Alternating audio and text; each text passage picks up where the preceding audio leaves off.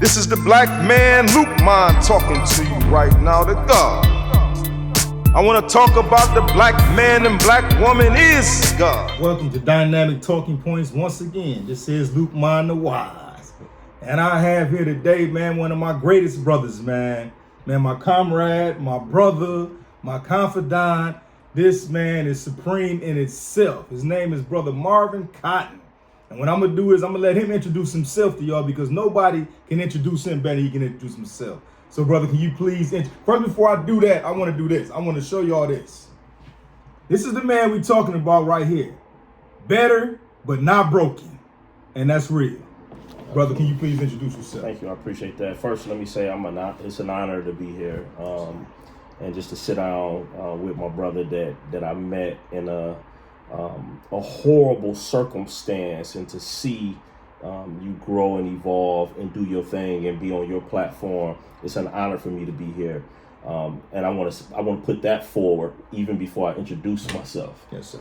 So thank you for having me here. My name is Marvin Cotton Jr. and I served 19 years, 7 months, and 12 days in prison for a crime that I didn't commit. But nevertheless, that was the environment in which I existed for nearly 20 years of my life. I'm a father, I'm a husband, I'm an entrepreneur, I'm a speaker, I'm a best-selling author.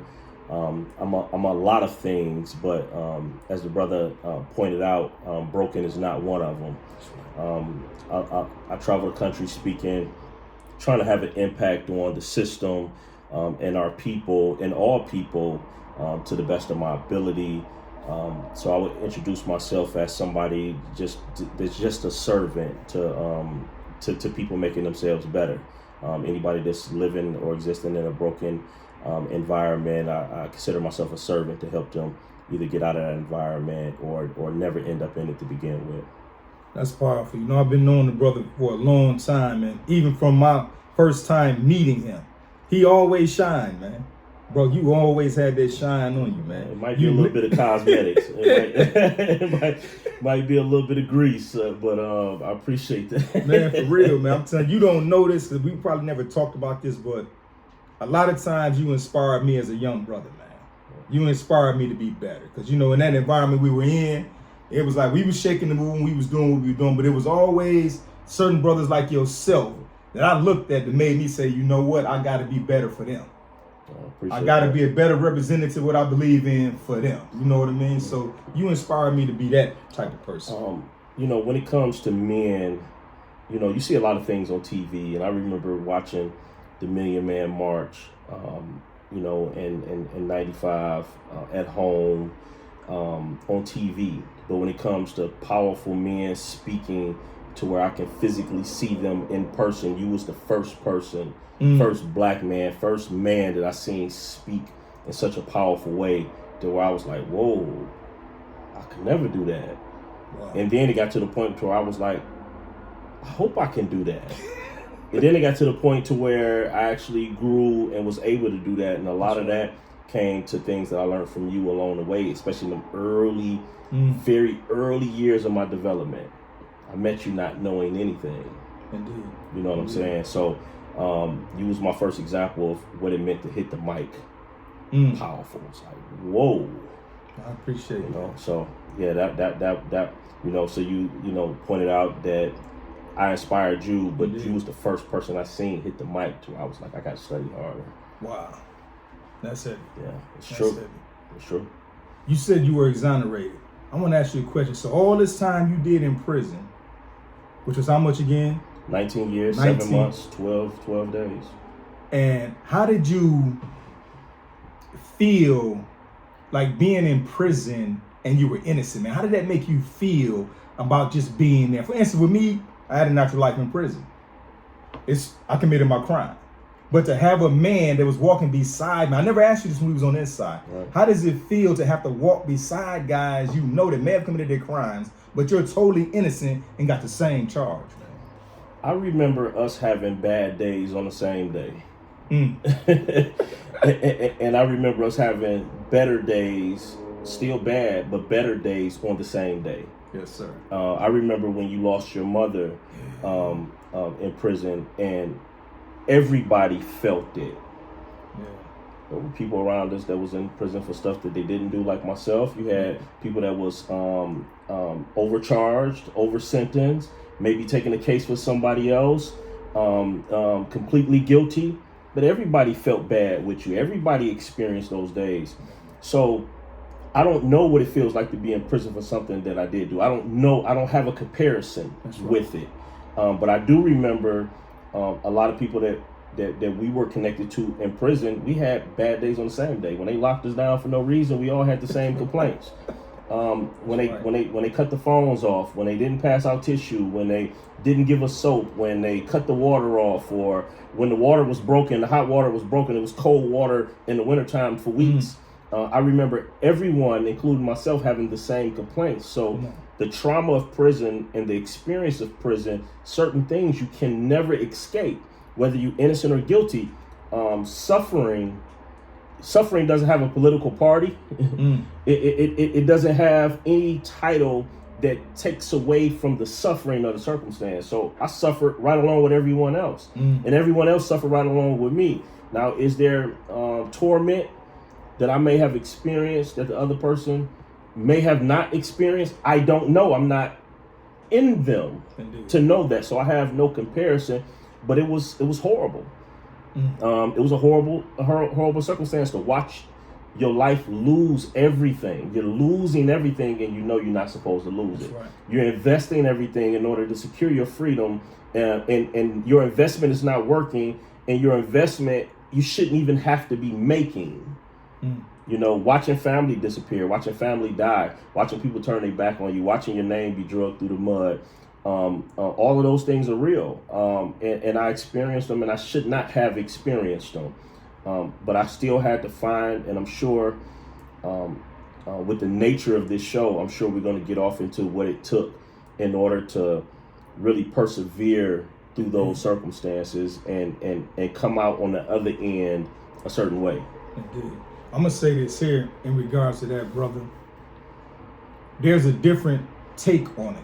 I read your book. When I read your book and I was able to read how you described when you first went to, was it 1300 Bobian? Yeah. When you went in there and the circumstances surrounding that. And then your first date, when you described it, I couldn't even describe it like that. You know why? Because when I was in prison, in my mind, I felt like I should be there because I committed this crime. But so I can't remember a lot of stuff that you can remember in detail. Because I questioned myself. When I read your book, I was like, man, I forgot about that. I forgot about this. I forgot about that. Because when I got there in my mind, I said to myself, I have to embrace this. Because I'm going to be here for the rest of my life. But you was totally different. You're innocent. So everything was magnified to you because there's been an injustice done to you. You understand what I mean? And if you remember, because you met me at the beginning, and we've been to several prisons together throughout. I never accepted being in prison. If you remember, I wasn't into buying jogging suits and buying the shoes and stuff. I had blues on, always tucked it in, up. because I wanted to remind myself. That's it. I didn't want to escape the thought of where I was at or to get comfortable.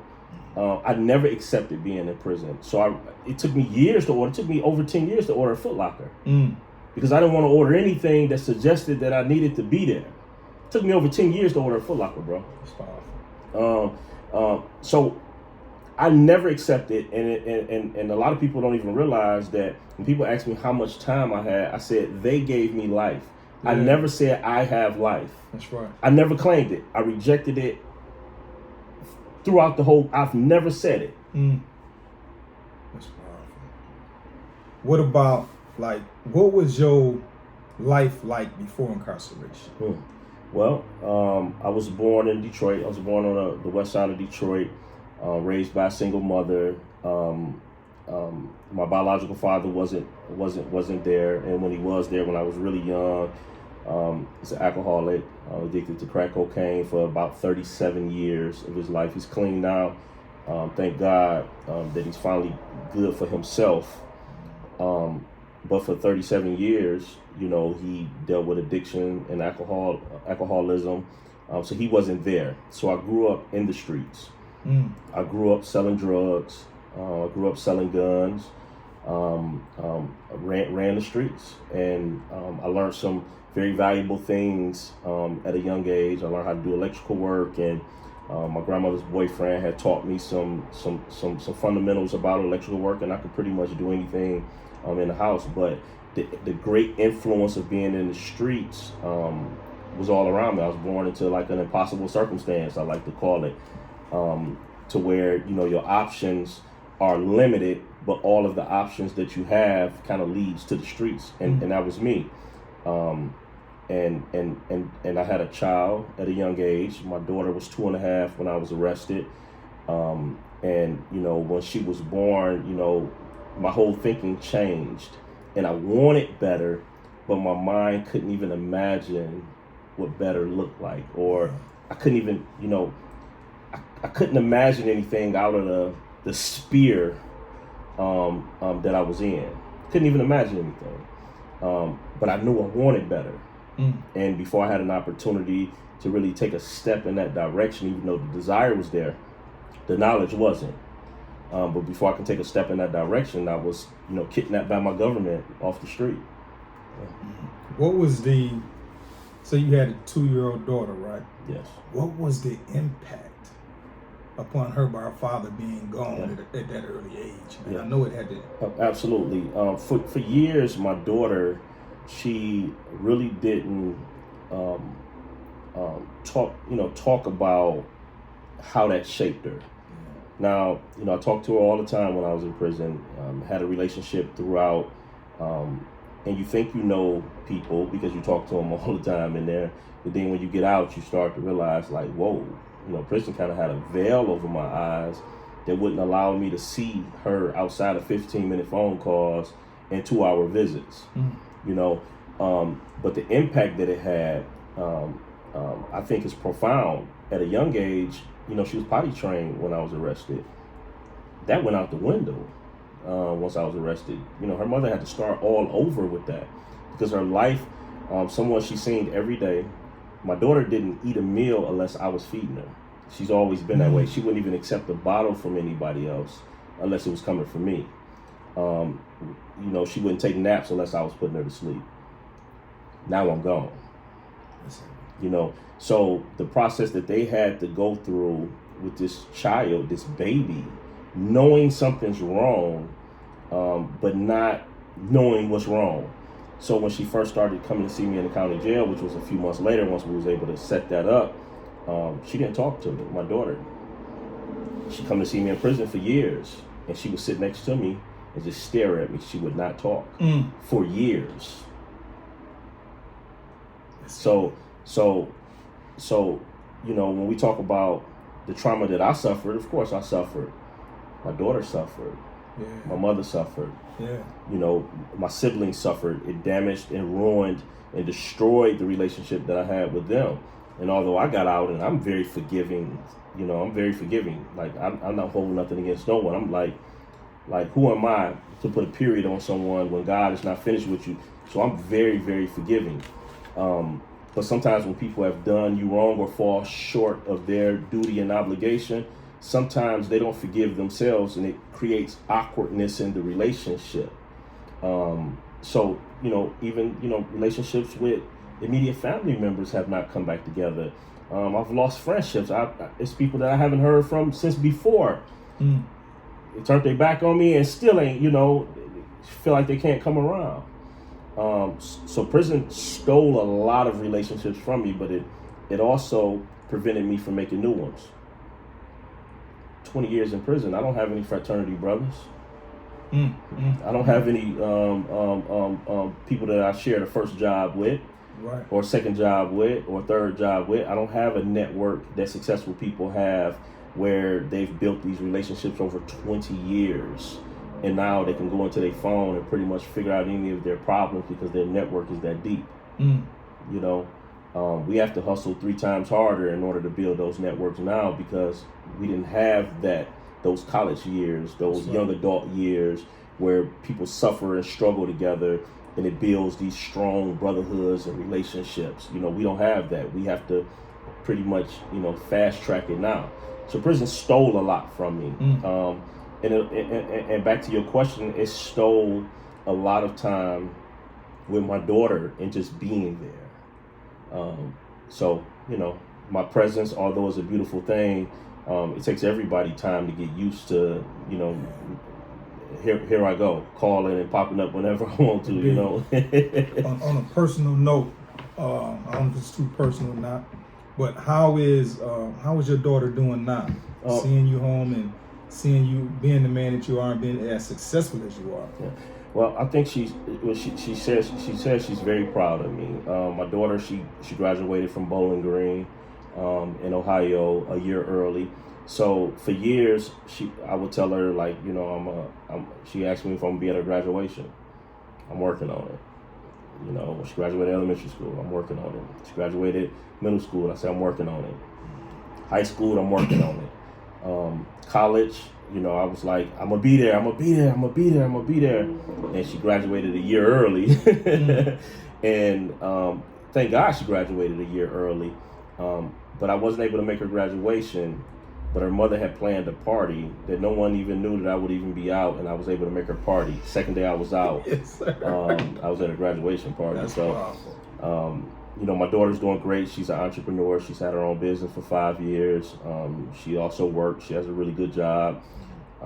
She's always worked and had jobs, but she's just not really got like a really, really good job. I'm very proud of her. I try not to pull her away from that job at all. Keep that job, baby. Indeed. But she's an entrepreneur, very smart, a lot better than me on every level, especially at that age, man. She's brilliant, and I really have her back, and she knows that. I see you online a lot, and I see you and your wife together a lot. Yeah. Man, how's your wife doing? She's great. She's actually out right now. She's a businesswoman, 3 times smarter than me. And that's on her worst day. She's 3 times smarter than me. Absolutely brilliant. She's a boss. People see my face a lot, but she's a power behind the scenes that allows me to be multiplied. That's it, because you gave me one night. You called me. I don't know if you probably remember. You called me probably about 10:30, almost 11 o'clock at night, and I hadn't heard from you for a long time. So I ain't got no etiquette. I just call it time of night. So we talking, and you say, brother, you need to get you a wife. And I was like, yeah, all right. He's like, no, listen, you need to get you a wife, man. Your wife is going to protect you. Absolutely. And I was a heavy man. Listen.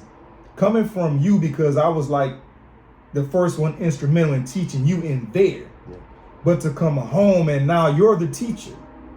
And now I really got to sit at the table with you and learn from you, because you know this game out here.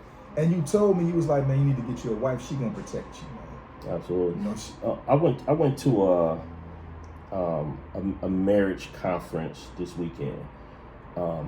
And men that look like us was specks in the room.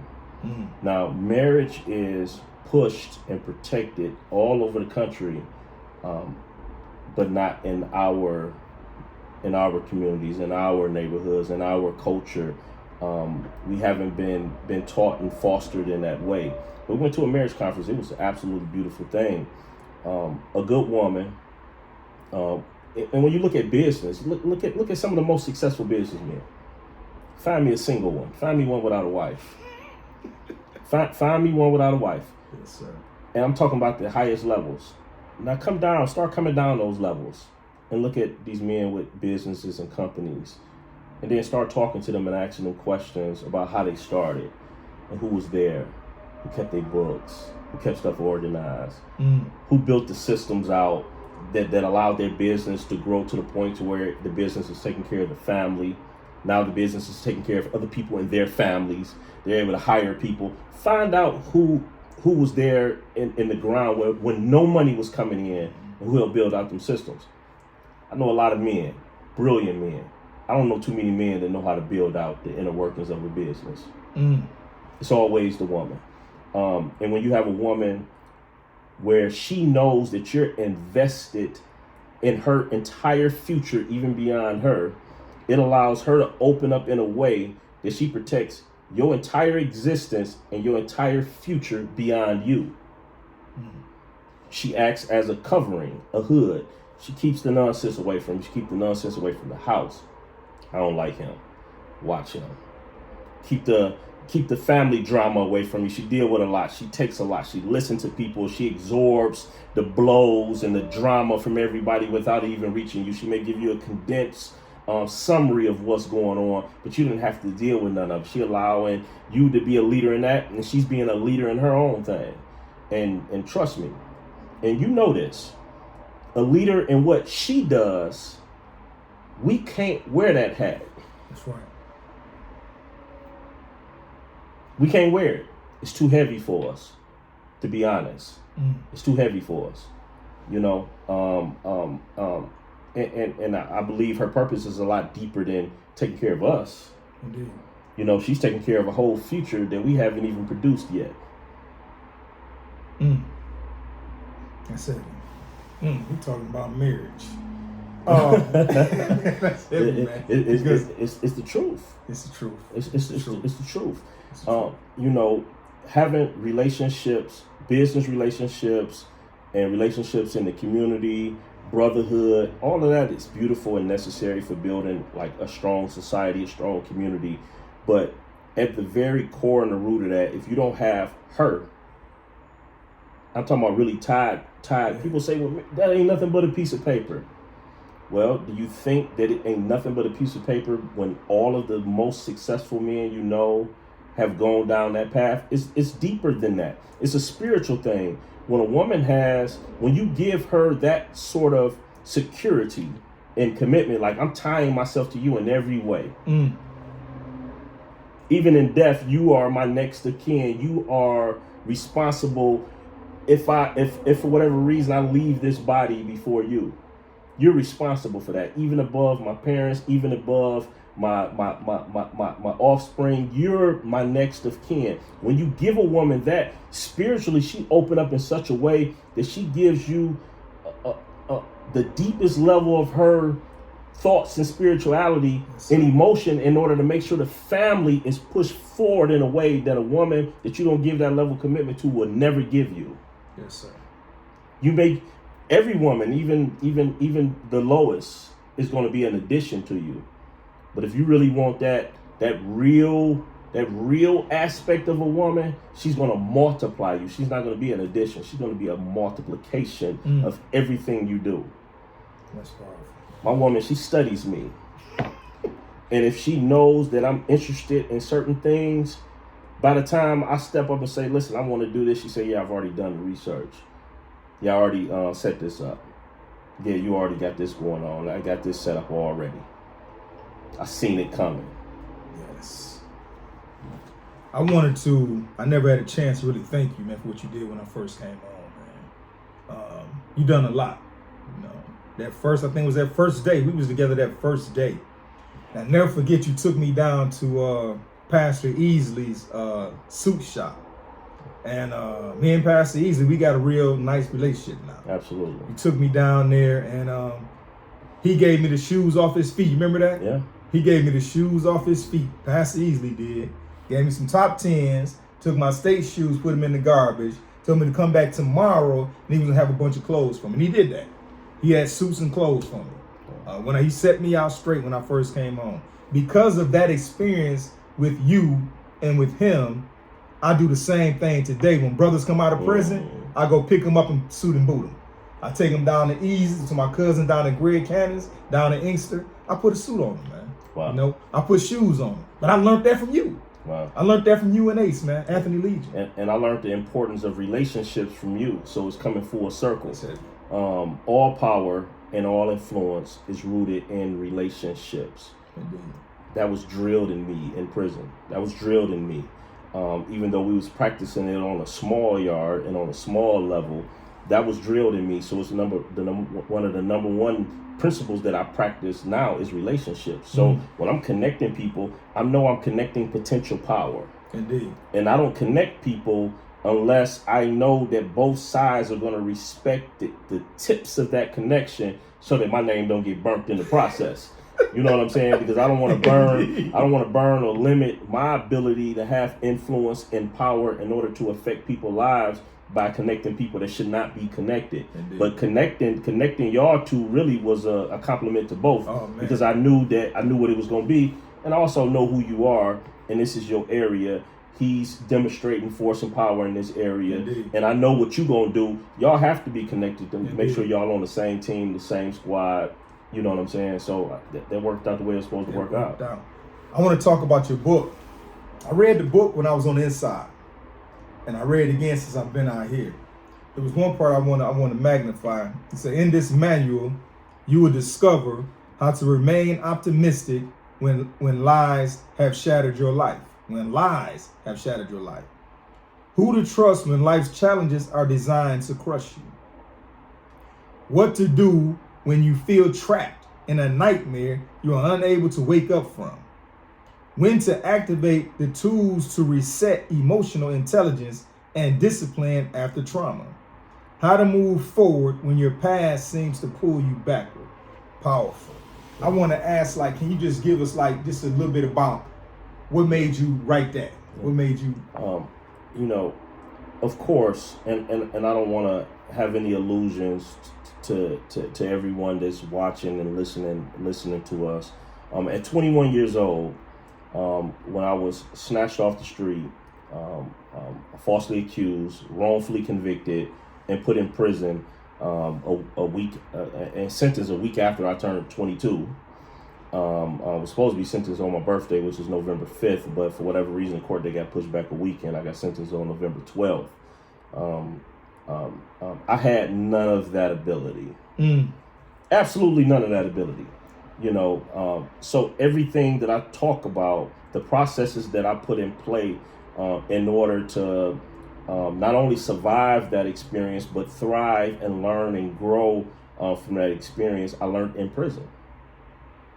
Every single thing that you just read, I learned in prison. I developed that in prison at 21 years old. I didn't know none of that stuff, man. Yeah.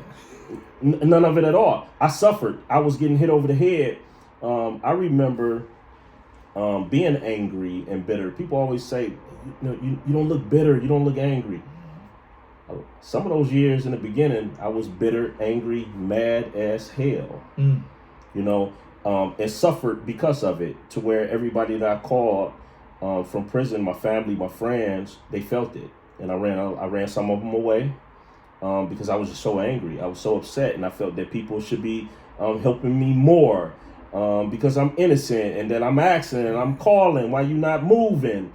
And once I was so unsuccessful in interacting with people that love me and that I loved, it made me say, hold up.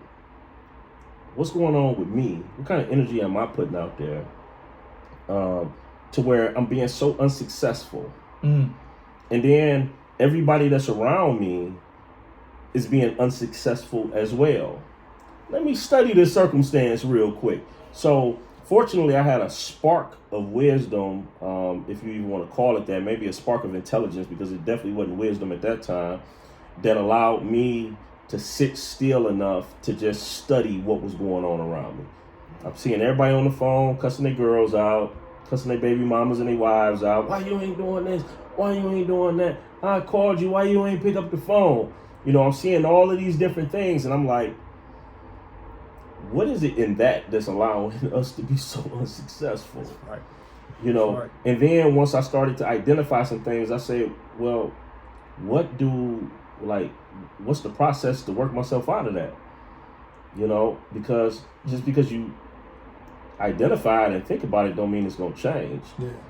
So I started tracing all of the negative behaviors and thinking that I had. I started to trace it backwards to my earliest memories. I did that for years, to where I would just trace things back and study myself and study other people, and was very curious about myself and curious about why things moved and worked the way that they did.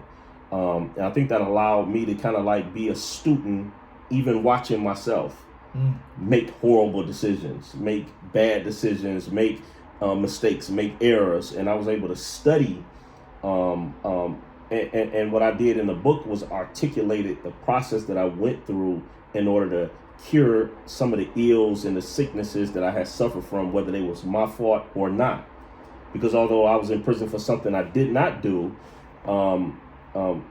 I've done things to people that I needed to apologize for. I went on an apology tour. I talk about that in the book, where I was writing different women from relationships like, hey, I'm sorry for this.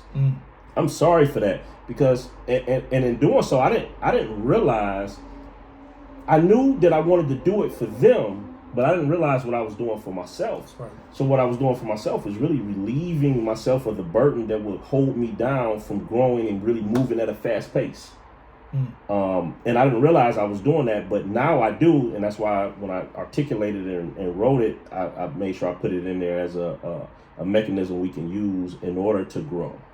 You know, that's man, I'm listening to you talk, and I want to ask, is it safe to say that not only did prison rob you of certain things, absolutely, but your response to it helped to enrich you in certain ways as well? Absolutely. I talk about that in the book, how I flipped the circumstance. Now, although it was never the intention of those that set the course into action for me to actually flip it, you know, that prison cell is a prison cell. Yeah. You know, a university is a university. And I was like, hold up, you know, I rebelled against everything that they intended for prison to be. And okay, you turn this to a prison cell, it ain't nothing but concrete and steel. That's all y'all giving me, and some tissue and some bars of soap. I don't know where y'all made it from, but it's drying my skin out. This is all y'all giving me. Well, I'm gonna load it up with books. Yes. I'm gonna load it up with essays. Not only the stuff that I can find to learn from, I'm actually gonna start creating and writing manuals and books and essays. I started filling my cell with to make it into a classroom. So I flipped the circumstance, and every chance they got, you know, the correctional officer, they come in there, tear up your books, they tear up your stuff, they throw your stuff away, they pour water on it, they pour coffee on it, they destroy this stuff. So they seeing you building the university, and they come in there and try to destroy it. So you have to be just as relentless and passionate as they are with doing the destroying aspect as you are with building it. And we do know brothers that they would come destroy their books and they wouldn't even buy more books. I'm buying more books now. I'm gonna take those books back together. You know what I'm saying? I'm gonna go in there and fight the ticket you wrote me for having tore up books that you tore up. You tore up my book and then write me a ticket and say the book tore up and you can't have it if it's tore up. You know, I'm about to fight for that book. You know what I'm saying? And I'm gonna order some more books, and I'm gonna, you know.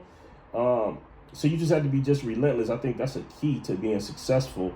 You have to be relentless, and in order to be relentless, you have to be fearless. And the fear that you do have, you have to understand it to the point that you don't let it hold you back. I want to go back to some of your books too. It's funny because I'm reading it, and there was a situation where you was driving your car and you seen the Cadillac behind you. Yeah. You seen the Cadillac, and it was almost like I was right there with you. You driving, the Cadillac pull up behind you, and the Cadillac speed past you, and then it go off somewhere. You go off somewhere, and you looking with it, trying to figure out where the Cadillac is at. And another Cadillac come out, and they say no, they block you off, and the woman get out and tap the butt of the gun against the window. No, she didn't tap it. She hit it. Oh, she hit it. Oh yeah, she hit it. And it did what it was supposed to do. It got my attention. Yeah. You know, but that moment really it sits on me, it weighs on me, because I know I could have lost my life right there, and I could have lost my life for a circumstance that should have never happened. I should have never even been in that circumstance. That's right. And I could have lost my life there. And I remember looking in that barrel, and you can't even see past the darkness of it. That was the beginning. Although the story starts before there, but that moment was the beginning of a new chapter in my life, because my life could have ended. The car was still in drive. My foot was on the brake. I had officers surrounded the car, and they telling me to get out the car. Yeah. While the car's in drive. Yeah. You know what I'm saying? If I get out the car move, they shoot me. If I reach down and put the car in park, they shoot me. So that moment just really signifies the mercy and the grace of God that allowed that circumstance to play out to where my life was preserved. As you know, we see all of the stuff that takes place nowadays with less than that. And it's just really, that was the beginning of a chapter that would change my life, but it really was the beginning of a new chapter, a newness that would allow me to live beyond that point, to grow into the man that I am, and hopefully to grow into something more than what I am. Yes, sir. There was a part in your book too, Perspective Chapter 2. I'm gonna read it. Okay. Somebody once told me, be careful what you pray for. It would be years before I figured out what that meant. Growing up in an abusive household where I lacked the power to control things inherently made me pray for strength. Growing up, I always desired peace. I just wanted things in the home to be quiet. When I read it, it reminded me of the way Lamar and I grew up, man. Because you and I never talked about how you grew up in prison. We never had a chance to just sit down and really talk about that. So I would have never knew that you grew up in an abusive household. Yeah. And even because of the way you carried yourself in there, you carried yourself in a light that like you came from the best home ever. I'm serious. That's what when most guys see Marvin in there, they like, oh yeah, he grew up with a golden spoon in his mouth with a silver. Not even close. Exactly, but people don't know that. Right. But when I read that, it made me realize that, wait a minute, I can identify with this for real. Because we grew up in that type of environment. Right. Where we wanted things to be quiet. Right. But it was always noisy. I finished my book about 7 days before the release date. I did pre-sales, did a bunch of pre-sales when people had paid for the book several months in advance. And when I sat down to just do a final read of the book, I was unhappy with it. Even that piece that you just read wasn't in there. I tell my story so much that sometimes I'm trying to protect other people's sensitivity to trauma, to where I'm giving a sanitized version of what I went through. Because I want to deliver it in a way, just like today, just less than an hour and a half, 2 hours ago, I spoke to 4 classes at a high school. And I know that I'm speaking to young people. I'm speaking to 15, 16, and 17-year-olds. I can't give them the version that I would give you. Indeed. I have to give them truth, but I have to wrap it in something because I don't want to damage anything or create trauma with my story going in to them. And I did that with my final read of the book, and I sat at my laptop and I deleted 80% of the book. Wow. 7 days before it was released, I just deleted. Wow. So my then fiance came. She wasn't married yet. She came and was like, what's wrong? I'm sitting at the table, laptop open. She looking like, did you just delete that? I'm like, yeah. I'm sitting there crying, real tears, crying. And she like, why did you do that? I'm like, I wasn't happy with it. It did not sound authentic. Everything I put in there was true, but it wasn't authentic. So I deleted 80% of it, and I'm scrolling through and I'm looking at what I got left, and it's just like, what did I do? So I tell her, I said, I'm about to send everybody their money back. Send everybody their money back. The way that I collected the pre-sales, everything went into one account. I got everybody's data, so I know who bought books, and I'm just sending their money back. I'm sending everybody their money back. And she like, no. She said, sit there and get it done. So I sat there for 2 days and just stared at it, crying. I'm like, it's not gonna happen. I'm crying because my word is about to fall. And I think a key to being successful, and a secret ingredient to me being successful, is just keeping my word, doing what I say. And I've been promoting the hell out of this book, and my word is about to fall. And she came down every day and was like, you got it, you can do it. She was blocking off my calendar to where I couldn't plan anything, and I'm just sitting there. It's like on the 3rd day she came down there like, go ahead and get it done. So I'm starting, but I'm telling her the whole time, like, I'm not going to be able to do it. I'm just going to send people their money back, and I just re-promote it. And 4th day, she like, get it done. And it went from You ain't going nowhere. Get that book done, you know. And she got at me. And as I continue to add to it and produce, I'm emailing stuff to her, and you know, she's upstairs, she's reading, and she's coming down, she's in tears, like wow, that's great. I'm down there, I'm dealing with the emotions of what I'm putting in there. So I knew that I was on the right path because it was affecting me. The stuff I was putting in the book was like affecting me. I'm like, wow. And you know, growing up as a child, and a lot of stuff I didn't think about till I was sitting writing the book.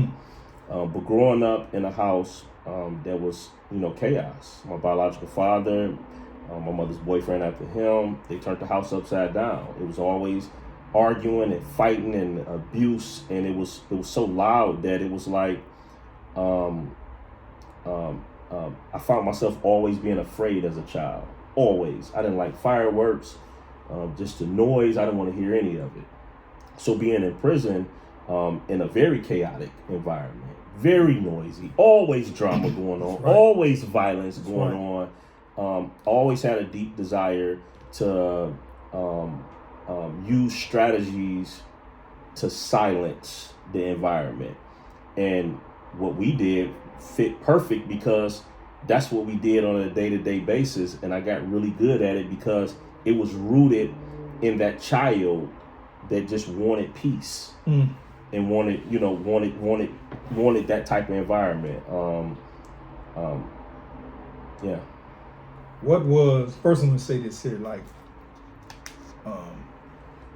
coming from that chaotic environment and it's always noisy. Was it difficult for you to adjust to quietness when you came home? Absolutely. Wow. It absolutely was. I didn't sleep for 8 days because I thought that I was dreaming. I literally thought that I was dreaming because being smacked in the face, I found out Sunday that I was going home Thursday. From Thursday forward, it's like my eyesight was different. It was like, it felt like a dream. My hearing was different. My mind felt different. And I wasn't sleeping, so that made everything worse. So I literally thought that I was dreaming. Nothing felt real, even when somebody touched me or anything. It just, nothing felt real. So now I'm out in society, ain't slept in days, can't eat. My eyesight, my hearing, my mind is fuzzy. So now I'm scared to go to sleep because now I'm convinced that I'm dreaming. And if I go to sleep, I'm gonna wake up in prison because I've had many dreams in prison where I think that I'm free, and then you get to the edge of your dream and it's a fence, a barbed wire fence around the dream. Sir. Absolutely. So yes, I'm thinking that I'm dreaming. So my initial impact and my initial experience with freedom felt like I was dreaming. So it was paranoia. It was fear of going to sleep because I thought I was gonna wake up in prison. Yeah. And when I first, I stayed in a little hotel, motel. I say hotel. My wife said it. She was like, "No, that was a motel." Yeah. When I first got out for like my first 34 days, I remember that. and it was, I called myself laying down, turned the TV off, and prison is always loud, and you never have true darkness in prison, never. So now here I go, real darkness and real quietness.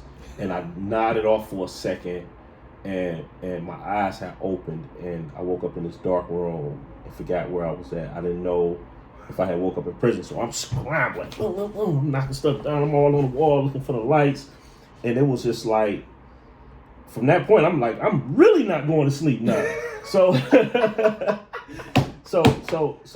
what I did was I started sleeping with the TV on. Yeah. With just enough volume, so as soon as I wake up, I can hear the TV and see the light from the TV, see the room. And I slept like that for several months before I got to the point to where I would turn the TV off. It took a while to adjust to that. Even I was talking loud to where everybody was like, "Why are you talking so loud? Yeah. Like, why are you talking so loud? Like, why are you talking?" The prison is loud. You're always competing with all of the noise. That's right. And when brothers come home, they be talking like, brother, stop talking so loud. You ain't in prison no more, you know. But that was me, you know. So every level is a culture shock. Not only are you dealing with the culture shock, everybody's dealing with the culture shock of you. Ain't nobody used to dealing with somebody that just got out of prison. They talking loud. They making sure they find the best chair in the restaurant where they back against the wall watching the dough. Like, people in society are not moving like that. So they're getting used to you, and you're getting used to normalizing yourself to the point to where you're not turning people off. But you also don't want to become what everybody around you is, because in prison you can kind of see how people are unsuccessful on a large scale, and you dream of not falling into anybody's habits. So we get out and we don't want to fall into nobody else's habits, but we brought these prison habits with us. So finding that balance is difficult. But necessary. Therapy is something we all need. Even people that have never been to prison, but if you've been to prison, especially for more than 2 hours, more than 2 hours, you need some therapy. And that's just really debriefing with somebody that don't know you, because you're gonna need to go in there and talk all your business to somebody that's not gonna use any of it against you, and understand how to walk you through the processes and the laws of the mind to help you get beyond those things to move forward in life. You need that referee that can get you out of your own way. And I don't care if you don't think you in your own way. If you haven't started the process of debriefing with a counselor, some therapy, you in your own way, and I don't care what level of success you're having. That's right. What were some of the greatest influences you had on the inside that influenced you to be Marvin Cotton Jr. now? I think some of those influences come in the form of people, but also come in the form of places and circumstances. So let me start with the lesser the circumstances, where you have circumstances that pull things out of you that you didn't know you had. Like in society, yes, there's millions of combinations of circumstances that can pull things out of you, but prison is so condensed. It's a small city where your closest neighbor sleeps 2 feet beneath you or above you. And on the side of you, right beyond the brick wall of your cell, is 2 more neighbors on each side, and across the hall, same thing. So you're living in a city where everybody's strengths and weaknesses is visited on you, not only daily, but hourly. So if they have a weakness of any kind, it's right there in your face. How are you going to deal with that? You can't close your door, close your blinds, cut yourself off from the world. I ain't talking to nobody today. You can sit in your cell and not talk to nobody, and you still got to deal with your bunkie. That's right. You still got to deal with his circumstances when somebody come to the cell for him, or when somebody's trying to do something to him, or he come in there scared. You feeling all of that energy. So the circumstances of prison bring something out of you that you wouldn't have known you had. Communication, you learn to be a great communicator in prison. You learn to deal with multiple things, because every day you're solving problems, because somebody's life is on the line every damn day in there. That's right. Due to their habits or due to somebody else's habits. You have predators, you got stuff being visited on people that have absolutely no control over circumstance. And as a leader, you're in the middle of a lot of that stuff, because you're trying to create the balance and the silence and the peace in that environment. So circumstances is a great teacher. It shows you who you are, and it shows you who you're not. It shows you who you can be, and all of that. Also, places. I learned a lot from watching institutions being ran. When I ride into a place or go to a new prison, I would know what was possible at that prison by how officers carried themselves or how they interacted with each other. I knew the type of person that was running the prison. I knew how the warden was by how the staff was. That's true. And if the warden's like this, the staff like this, security's like this, the operations is like this. the dissatisfaction amongst the staff is like this. I would be able to calculate and learn from how the place is run. How do you run your life? Because if they're able to run a small city right before your face, where the whole city is having an impact on every aspect of your life, are you going to learn from that, or are you just going to suffer under it? You just suffering under prison, or are you learning from how to run the economy, from how they run the economy is keeping you in there? Who's making the decisions? How was they ordering the food? How was the food ordering in? We watched the food truck come in there. We watched them hire people. We worked in the kitchen. We worked cleaning up, doing janitorial type of stuff. We was in the visiting room. Was you just suffering under that? Or was you learning how to set up your life? Not that you're setting your life up like a prison, but you have operations in your life. So I used to sit and just watch that and say, you got one warden here. I've never been to a prison with two wardens. You might have a deputy and an assistant warden and an ADW, all this type of stuff, but you got one warden. He running this whole city. And he also going home and he got a wife and he got a house there. And you find out that some of them have farms and businesses, and sitting back like, hold up, he ain't no better than me. I can run a small city too.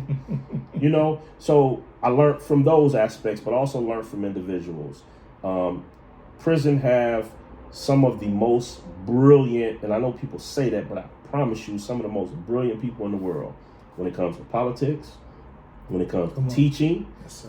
When it comes to conflict resolution, yes, sir. When it comes to all of the things we suffer from in society, I promise you that the solution to a lot of the problems are locked in prison and don't even have an opportunity to apply themselves to the problems out here, because there's something in between it. Prison. Something in between them and the problem is prison. We have brothers. We got Maurice X in there. Brilliant conflict resolution for sure. For sure. I've watched them take knives out of guys' hands. For sure. Like, For sure. give me that knife. For sure. Give me the knife right now. Give me the knife right now. And take knives out of both guys' hands that probably was going to murder each other. Yeah. Some of the best speakers. Some of them out here. They have done time in prison and they out here. But some of the speakers that just inspired me to a new level. Gino, Greg X. Yeah. Just brilliant. Brilliant. And I've seen him speak, more times than I can count, but one particular time we were at a Black History program at Kinross, and he didn't even know he was going to speak, and they asked him to come up there and speak, and this brother, he hit the mic so hard every time, and we talking about Black History program, so you had all of these different religious groups in prison. You had all these different religious groups, so you're speaking to an audience that believe what they believe and really don't want to hear nothing about nothing else. But he was able to speak in a way that wrapped up everybody, even the guys that don't care about none of that stuff. He was able to get their attention. So he was raw enough to get their attention, but he was smooth enough to get past everybody's prejudices and roadblocks. That's right. I'm talking, he had everybody in there going crazy. I said, I got to step my game up, But I've had great one-on-one teachers and other great speakers. Terry X Triggs, great speaker, prolific. But you got one-on-one teachers like Robert X Terrell. Yeah. Robert X Terrell. Like one-on-one, like this brother pulled thoughts out of you to where y'all going back and forth, and the conversation itself is pulling things out of you to where y'all have to go back and take notes. Like, I can't believe I put that together like that. That's right. And it's that type of brilliance that's in prison, because all life comes from darkness. So prison is so dark, it's so cold, that when those sparks of life happen, like they really there. Solutions only can come when there's problems. Prison is full of problems. So it's only natural that solutions are going to be popping up in there. That's right. They just usually don't have a way to apply itself to the problem of society because they're walled off. Society don't want to give second chances. Society don't want to let criminals out.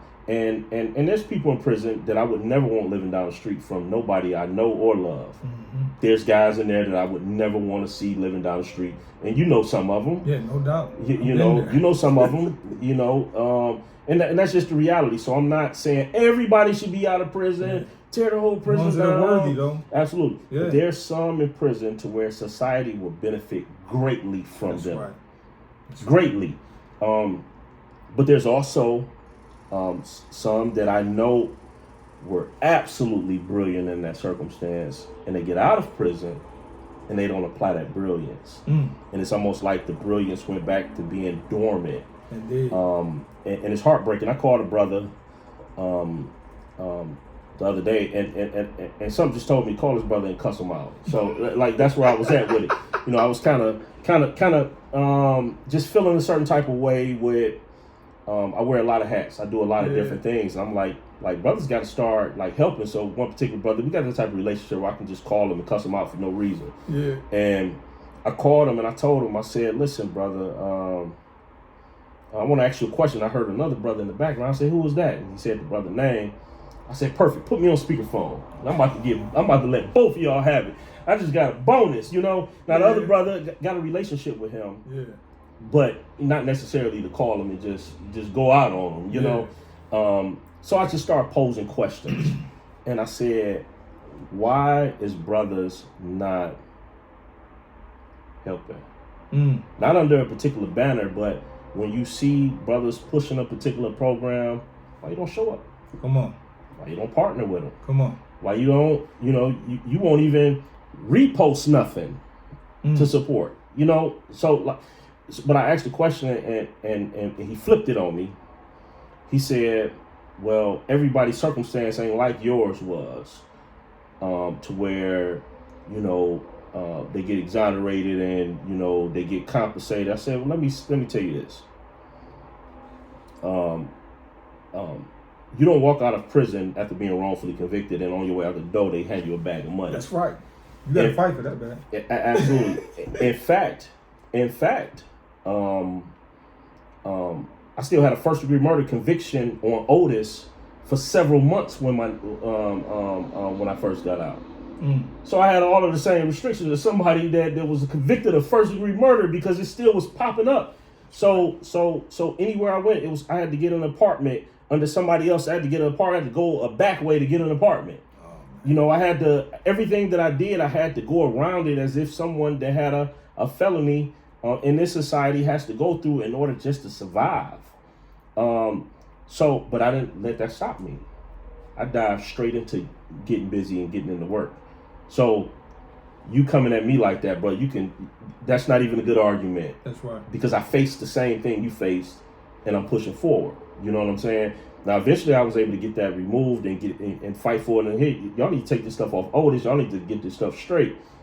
But everything that I have and everything, me and my wife has built together, she's been successful for, 2.5 decades before I walked out of prison. But everything that we've built, I put the sweat equity into building, and I still find time to help people. I partner with people. I volunteer.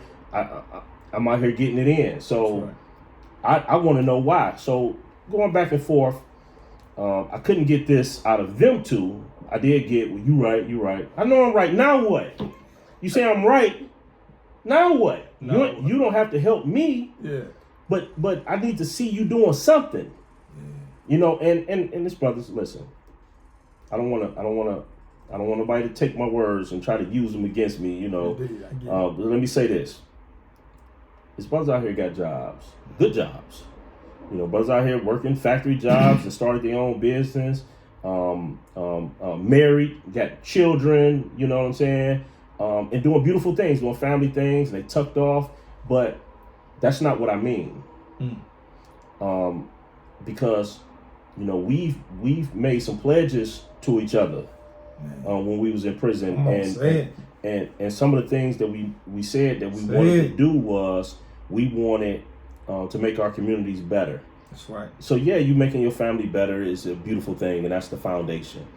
But we have to go beyond that and step out, because my family My wife sacrificed time with me in order for me to do the things that we walked around them tracks in prison and talked about doing. We walked the tracks and we was like, when I get out of here, I'm doing this. And I'm coming back into prison and I'm stopping these officers from doing this. Well, I've gotten policies changed. You know, I've sat down with attorney generals, not only here in Michigan, but around the country and push policy change. I've sat down with lawmakers. I've sat down with judges, not only individually, but spoke at conferences with judges, conferences with prosecutors, conferences with attorneys in order to push our agenda that we talked about on the prison yard. What I'm saying is you don't have to do that. You can do more, but you don't have to do that. I'm not saying you have to do what I'm doing, but you have to do something. That's right. Because a lot of the naysayers and complainers, people complain about me all the time. All the time. I don't focus on it, but I get a lot of complaints. People, you should be doing this and you should be doing that. Well, if I set my resume up and we set your resume up, you got more time to do the stuff that you're saying I'm not doing than me. How about you do it and I'll support you? That's right. You start. That's right. Don't call me to help you start. Start and then I'm gonna support you. Yeah. You know, but don't complain that I'm not doing this and I'm not doing that. I'm doing a lot. And I'm not bragging. I'm just telling you that I don't have another hat to put on. My wife don't have another hour to sacrifice. She ain't buying it. but fear is what I surmised. I've taken brothers into really big rooms, huge rooms, millionaires, billionaires, a lot of influence. And they told me, whisper in my ear, like, I don't feel comfortable here. I gotta go. Yes. Wow.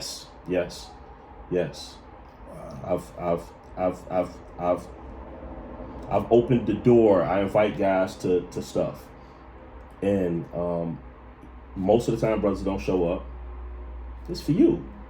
But everybody call me when they're in trouble. They call me when they got a problem. But I'm trying to remove myself from being the savior to you and connect you straight to the source, and you don't even show up. When I invite you to events and I invite you to come in these rooms, there's people in the room that you need to meet. You need to build relationships with. That's right. You don't have to go through me. That's right. I'm not a gatekeeper. That's right. Come make the connection. Come build a relationship. You come be the source in the room. Sometimes I'm inviting you because people can benefit from the value of you, opposed to you having to come and benefit from the value of somebody else. Sometimes I'm inviting you because you need to be in this room. It's people that need you. But I think fear keeps brothers out of the room. I think there's a lot of trauma associated with prison. Anything organized, brothers shy away from. Because organization in prison damaged and hurt a lot of brothers. I think brothers avoid that. And they don't know it. You know, they stay away from the brothers and brotherhood or any connection to other men because in prison, one wrong decision could be a lot of pressure on you. Indeed. You know, you can get hurt. You know, and when you making moves, you got people competing against you out of nowhere. They want your space, even though they can't fill it. That's right. They want your space. They want to get you out the way. So I think there's a lot of trauma involved with. It's a lot of trauma involved with guys stepping up out here and doing it, and I believe it's connected to prison, and they don't even realize it because there's too much brilliance out here. Yeah. Too much brilliance out here. Not to see it being demonstrated out here. Indeed. You was trying to do all types of stuff in order to be control of the yard. And you get out here and you just it's a whole different story out here. You're not saying anything, you know. Exactly. Or doing anything, you know. And it's more work. It's so much work out here to be done. Yeah. And the evidence is everybody that's out here doing it wearing multiple hats. Yeah. When nobody should have to wear multiple hats. That's right. Man, I appreciate that. I got like two more questions. Oh, absolutely. What advice would you give a young person that's in the streets, doing street stuff, man? Like, what advice would you give them? You know, I know how it feels to be in the streets, and I also know that this is all you can see when you're in there. You can't see anything but that. So speaking to it is very ineffective. People not trying to hear it. Now in the streets, they ain't trying to hear it. If you ain't never lived in the streets, that's why credible messengers are so important. That's why you are so important, because you can talk about what you've done. You can also talk about how you were impacted because of it. You can also show what you're doing now and show that there's options. Everybody I know that's doing well, everybody I know that is doing well and better than everybody else is guys that have done time in prison. Financially, that's it. Influential wise, every aspect, family, spending time with their children and grandchildren, connecting with people, living life, traveling. All of the people I know that's doing the best, you can pick me your 10 best that's never been impacted by prison. I pick my 10 best, and I guarantee that it'll make the other 10 step their game up. Wow. So what I would show, because you have to show guys that's in the streets. Yeah. First, you got to examine what you're doing. Like, why are you in the streets? You trying to get money? Okay, well, my top 10 is all making 6 figures a year. And ain't none of them selling no drugs. Ain't none of them committing no crime. Ain't none of them doing anything where they got to watch their back or none of that stuff. You know what I'm saying? And they driving better than guys that's in the streets. They living in houses better than guys that's in the streets. They ain't got to worry about nobody trying to shoot them in the back. People ain't even coming out to the communities or the places they live. And you can still take that same street hustle and get it. You don't have to change who you are. You don't have to change how you dress. I dress like this because I wore prison blues for 20 years, and I feel like, I'm a dress. I go to the grocery store like this. Yeah. I don't dress up for events. No doubt. I dress up and I go to an event. Yeah. I don't dress up for the event. I'm dressed up anyway. Yeah. Because I was forced to wear something for 20 years, and I'm not doing that. But for guys in the streets, you can't tell them anything. You have to show them. And the best time to show them is when they run into a problem that their street thinking can't figure out. Oh. Yeah. Yeah. And most of the time, I deal with a lot of guys that's in the streets that I mentor that need help. And when they call, they usually call when they're hungry. But me, I go grocery shopping for the week. You know what I'm saying? I go grocery shopping for the week. So I go grocery shopping for the week, but I got money on a debit card. I got credit cards. I have all of these avenues that was put in place long before that week. And then what does it take to build credit? What does it take to build these different avenues to give yourself power and influence when it's time to demonstrate it, not when you're hungry, but before you're hungry? That's right. Because my wife don't let me get hungry. That's right. You know what I'm saying? I'm not going to let me get hungry to the point to where I have to call somebody else and say, I'm hungry, and I understand when somebody's there. However, the best time to teach is when they feeling it right then and say, let me show you something. First, let me take you to go get something to eat. Now let me break down to you how I got to this point to where I can make it happen. Last question of the day is, what advice would you give? Because this here is going to get inside the prison eventually. So what advice would you give to the brothers on the yard, man, that's looking to come home and want to come home? Absolutely.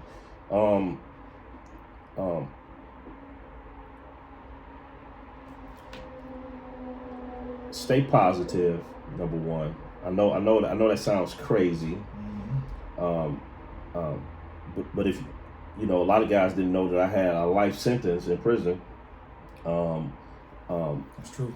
Because of the way that I carried myself. That's true. I didn't visit my trauma or my issues on anybody, like just come out mad. And as you know, people come out their cell mad and looking for somebody to take it out on. Indeed. It happens, both innocent and guilty, because I know some guys that's been exonerated, and I remember them in prison, and they was like toe up every day come out the cell mad and angry. And the same thing for guys that have done things and was in there for something they actually did. But stay positive. Train your mind to look for the good in people and circumstances. And a part of that comes from healing yourself and looking for the good in you, which is going to open you up. Like, do you really want to gain your freedom and you can't see the good in nobody? Makes it easier to hurt people. It makes it easier to justify things to yourself. You don't build relationships by not seeing the good in people. You're treating people a certain way. You're guarded. The trust can't come because you're not even, your mind is not even equipped to be positive. You may say, well, I'm in prison, ain't nothing to be positive about. Right now is the training ground. If you can find positivity and optimism in an environment that doesn't foster that, in an environment that does, you're going to flourish. That's number one. Number two, practice your communication and your networking where you at. Get out of your silos. Step outside of those small religious circles that guys in prison, those gang circles that guys in prison put themselves in, and they don't even want to network or communicate with anybody outside. They only want to deal with their own. Now, I understand that. But if you want to be successful in this environment, then you have to be able to network and deal with different people. That's right.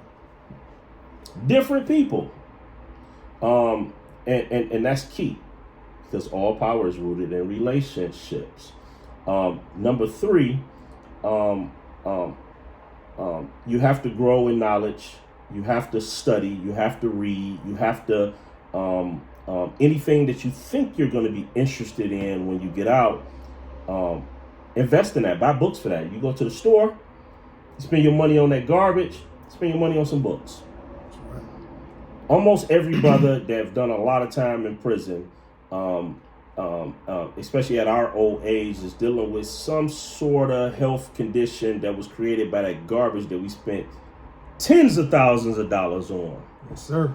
And I'm not telling you not to, make sure that you don't go to sleep hungry. But if you can invest in that, invest in books, invest in buying 6 books a year. Buy 6 books a year. But prepare yourself and open yourself to new stuff, because sometimes guys don't have an idea of what they want to do when they get out. As prepared as I was before I got out, for years, I knew what I would do. I trained myself. I honed my craft with speaking and writing. I knew I would be an author. I knew I would be a speaker. I knew that I would be in the community, so I kind of dealt with different people from different organizations. Even though I was a part of an organization, I still dealt with other people because I knew that I would be in a society full of people. Didn't know that I would be as open as I am now to deal with as many different types of people as I do. But that is a key to being successful. Get out of the mindset of I hate people, I can't stand people. I hear people say that all the time, and then anytime I hear people say that, I always study their life. What do you mean you hate people? Your boss is a person. Come on. And the reason you probably got a boss is because you hate people. Come on. I love people. I ain't never had a boss. Yeah. Say that. Say that. So get out of that mindset. I know people have hurt you. I know people have done things wrong. I know people have sold you out, turned on you, betrayed you, all of those things. But just know that when you say something so concrete about another person, you're actually saying it about yourself, because you're a person. You're a person. So what do you think of you? Everybody's both strong and weak. I just told the high school students this. This is what allows me to give grace and mercy to people I know and people that I don't know, because everybody's both strong and weak. You can be a hero one day and then too much of a coward to do the right thing the next day. That's and right. Nobody will never know that you didn't do the right thing because it was just something you just didn't step up to, or you ignored it. I'm the type of guy, thank God, it drives my wife crazy a little bit. She finds a little peace. But if I see something going on and I'm driving down the street, I always pull over, I get involved. I see somebody chasing a woman, and people say they'll do this and do that, but there'd be a whole lot of cars driving by while I'm out there. You know, and I'm not trying to say that I'm this or I'm that, but something in me won't allow. I stop help people, their car break down, all that. I know how to handle me. You know, I know how to handle me, but I can't help but get involved. You know, I've stopped some stuff, man. You know, like to where, you know, it really took for me to kind of like go into prison mode to, no doubt, you know, like this ain't about to happen. Yeah, this ain't about to happen. You know, this ain't your business. Well, I was riding down the street at this time. It's my business. It's my business. You know, but you know, everybody's both strong and weak. Who would I be if I'm judging people because right now they're sitting in their weakness? I know there's strength there too. Untold strength that they may know, and strength in them that they didn't even know they had. Who am I to have an opinion about somebody to the point to where it's changing the way that I move and treat them? You know, God not finished with them. That's right. You know, don't mean that I won't protect things and myself from them at this stage in their life. But who am I to say they ain't nothing, or they ain't this, or he weak, or he that? Everybody's weak and everybody's strong. Indeed. Circumstances will bring you out, you know, and you know, even with the toughness, you see guys, they tougher than everything in the world. I was watching this movie called Lioness. And a part of the CIA training is when they, you know, recruiting from the military, and they want to break you. They need to know what your level of break is.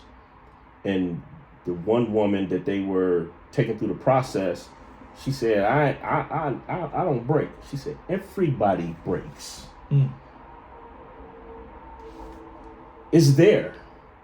You may overcome something that other people didn't, but you get waterboarded long enough. Indeed.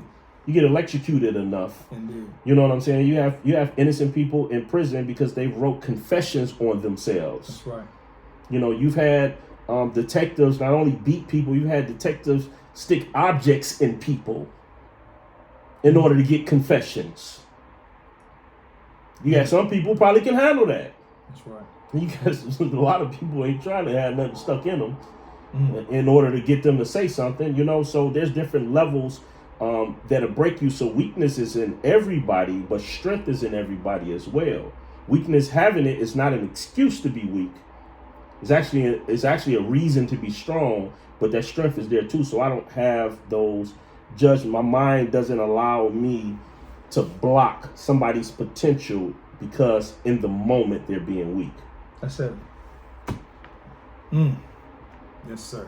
Man, listen, this was an honor for me. Brother, I thank you, brother. I love you, black man. I appreciate you for everything you're doing.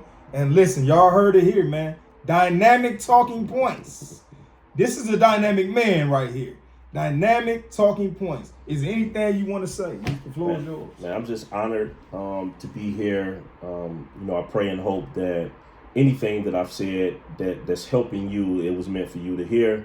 I'm not perfect in no way. I'm not perfect in no way. I've made flaws in my teaching of other people, especially in prison. But since none of us are perfect, it's impossible. It's impossible to have that perfection even when you're doing the right thing. So I apologize and beg for forgiveness if I ever offended someone to the point to where it will close their ears to what I have to say. So with that, I'll leave it there. I want to say this here. He said that everybody breaks, but we're better, but we're not broken. That's right. That's right. Peace.